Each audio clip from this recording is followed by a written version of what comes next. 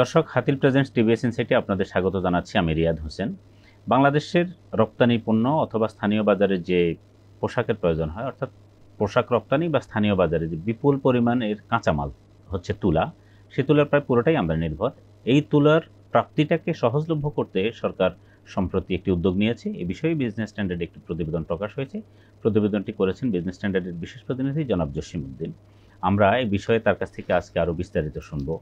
জসিম ভাই, আপনাকে স্বাগত। এই যে তুলার প্রাপ্তিটাকে সহজলভ্য করতে সরকার উদ্যোগ নিয়েছে, তুলার প্রাপ্তি এখন কি কঠিন আসলে?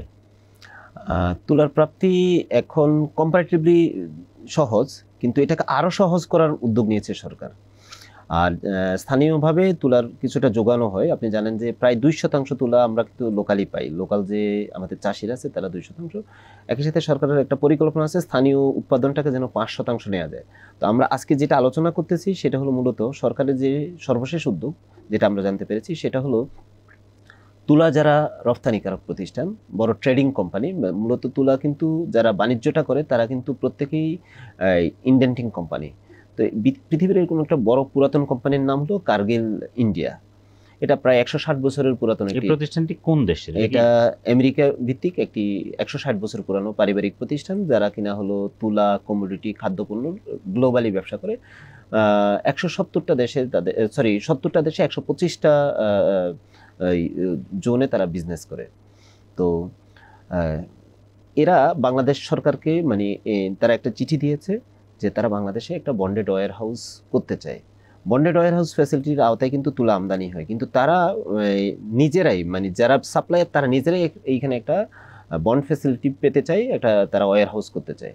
তো এই একটু আমি পরিষ্কার হতে চাই, আমার এখন যে তুলা আমদানি হয় এই তুলার উপর তো শুল্ক দিতে হয় না। স্থানীয় বাজারে বিক্রির জন্য হোক অথবা এক্সপোর্টের জন্য হোক, তাহলে আলাদা করে বন্ডেড ওয়্যার হাউস ফ্যাসিলিটির এই সুবিধাটাকে একটু সহজ করার উদ্যোগ কেন আসলে? আচ্ছা, এই বর্তমান যে বন্ড লাইসেন্সের যে নীতিমালা আছে সেই নীতিমালার অধীনে যদি কেউ এইখানে যদি কেউ মিলার হয়, সে যদি ধরেন করে স্থানীয় বাজারে অথবা রপ্তানি করে সে আনতে পারে। সেটা হলো হয় টেক্সটাইল আর না হয় স্পিনিং মিল।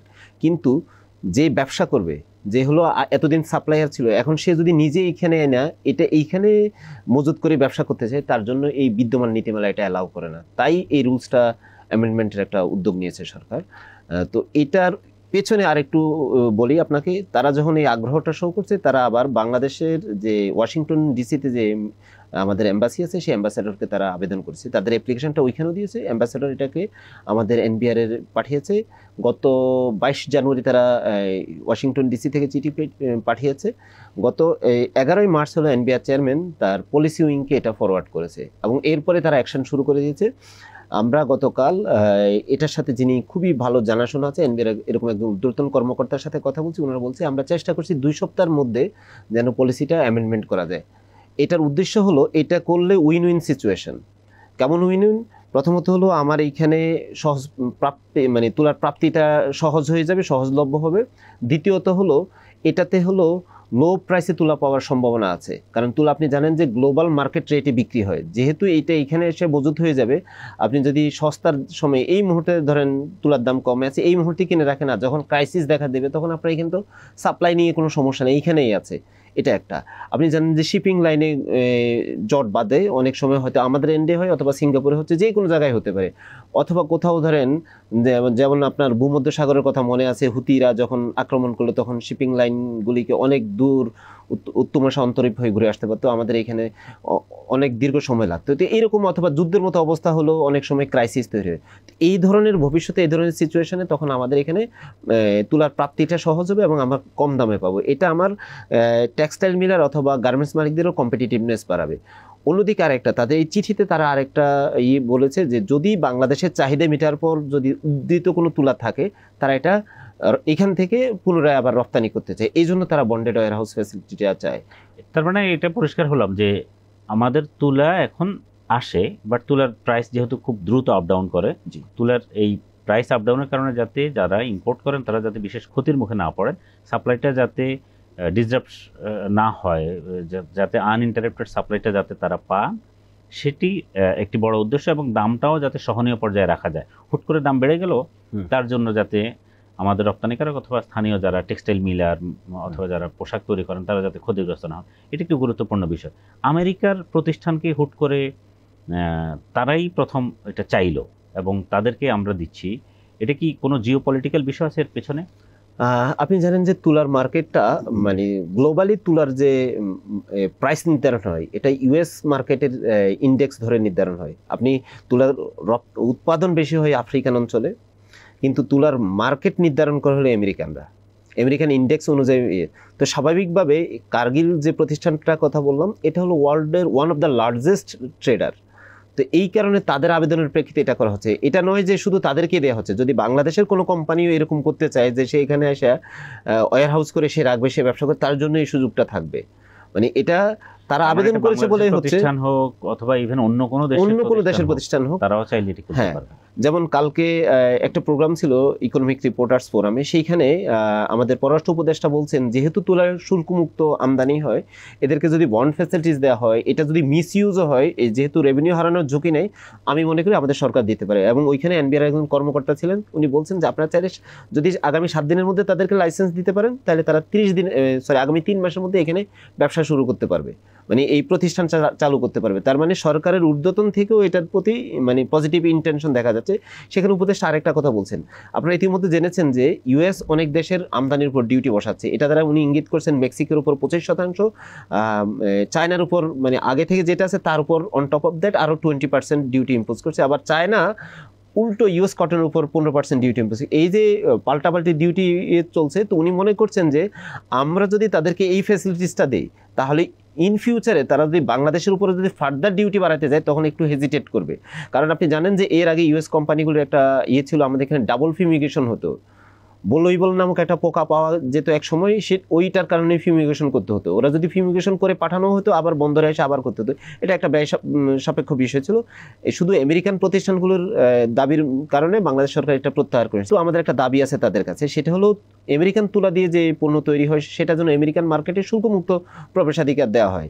তো ফার্দার যদি মানে প্রবেশাধিকার যদি নাও দেয়, ফার্দার ডিউটি ইম্পোজের ক্ষেত্রে হয়তো তারা হেজিটেট করবেন। আমাদের উপদেষ্টা ওইটাই ইঙ্গিত করছে, তো এনবিআর ওইটাই বিবেচনা নিয়েছেন।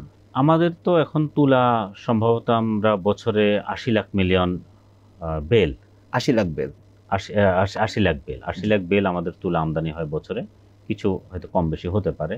তো এর মধ্যে আমরা একক দেশ হিসাবে সবচেয়ে বেশি তুলা কোন দেশ থেকে আনি? যদি দেশ বলেন তাহলে একক দেশ হিসেবে আমেরিকা, আর জোন বললে যদি আমেরিকা না ইন্ডিয়া থেকে এখন আমাদের সবচেয়ে বেশি তুলা আসে আমাদের ইউএস থেকে। জোন হিসেবে ধরলে আফ্রিকান জোন।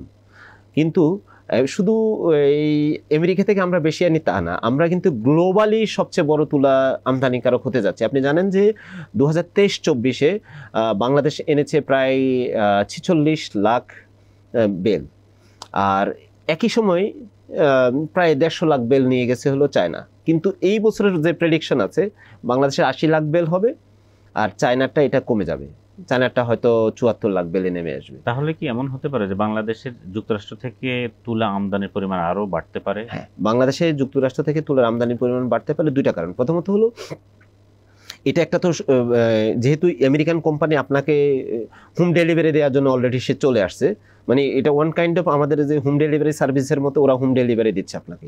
দ্বিতীয়ত হলো আপনি জানেন যে একটু আগে যেটা বললাম যে চায়না কিন্তু তুলার একটা গত বছর পৃথিবীর সবচেয়ে বড় আমদানিকারক দেশ ছিল তুলা। এখন চায়না যেহেতু আমেরিকান তুলার উপর সে ডিউটি ইম্পোজ করছে, তাকে তো বিকল্প বাজার খুঁজতে হবে।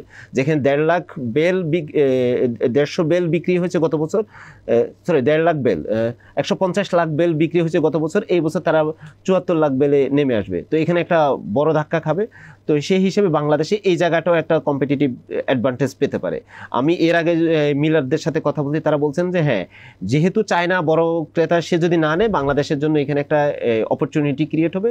তবে আমেরিকান তুলার দাম কিন্তু অন্য তুলার তুলনায় কম্পারেটিভলি একটু বেশি। এটার কারণ হয়েছে এটার কোয়ালিটির কারণে। কারণ তুলার কন্টামিনেশন হয়, আপনি জানেন যে হ্যান্ড পিক করলে একরকম, মেশিন পিক করলে একরকম। তো আমেরিকান তুলা হয় মেশিন পিক, সেখানে কন্টামিনেশনের পরিমাণ খুবই কম হয়। তো এই কারণে আমেরিকান তুলার একটু দাম বেশি থাকে। নিশ্চয়ই আমাদের যারা তুলা আমদানি করবেন তারা তো তাদের খরচ বিবেচনা করে যেখান থেকে তাদের সুবিধা হয়, নিশ্চয়ই আমেরিকান তুলা বেশি দামে আনার পরেও যদি তাদের সেটি পোষায় তাহলে তারা সেখান থেকেই ইম্পোর্ট করবে। এবং সাম্প্রতিক সময়গুলো থেকে ইন্ডিয়া থেকে তুলা আমদানি কিছুটা কমতির দিকে। হ্যাঁ, ইন্ডিয়া থেকে তুলা আমদানি কমতির দিকে, কিন্তু সুতা আমদানির পরিমাণ বেড়ে গেছে। আপনি জানেন যে সুতা আমদানি হলো প্রায় 40% বৃদ্ধি পেয়েছে, সুতা এবং কাপড় আমদানি। কারণ হলো ইন্ডিয়ান সরকার তাদের কিছু বিভিন্ন প্রণোদনা প্যাকেজের আওতায় যে ইনসেনটিভ দিচ্ছে, আর অন্যদিকে বাংলাদেশ সরকার যেহেতু এখানে ইনসেনটিভ কাট করছে সুতার উপর, স্থানীয় সুতার ব্যবহারের উপর, এই কারণেই হলো মূলত ইন্ডিয়া থেকে সুতা আমদানিটা বেড়ে গেছে আমাদের এখানে। সব মিলিয়ে এটা একটা পজিটিভ সাইন যে আমাদের তুলার প্রাপ্তিটা, যোগানটা সহজলভ্য করা, দামের ক্ষেত্রে যাতে হুট করে অনেক উঠানামা না করে, সেই বিষয়টি আসলে এটি নিশ্চিত করতে সহায়তা করবে। আপনাকে ধন্যবাদ আমাদের এই আলোচনায় যুক্ত হওয়ার জন্য। প্রিয় দর্শক, এই ছিল আজকের হাতিল প্রেজেন্টস টিবিএস ইনসাইটে। আমাদের অনুষ্ঠান যদি ভালো লাগে তাহলে লাইক, কমেন্ট, শেয়ার করবেন। টিবিএস এর সঙ্গে থাকুন। আপনাদের ধন্যবাদ।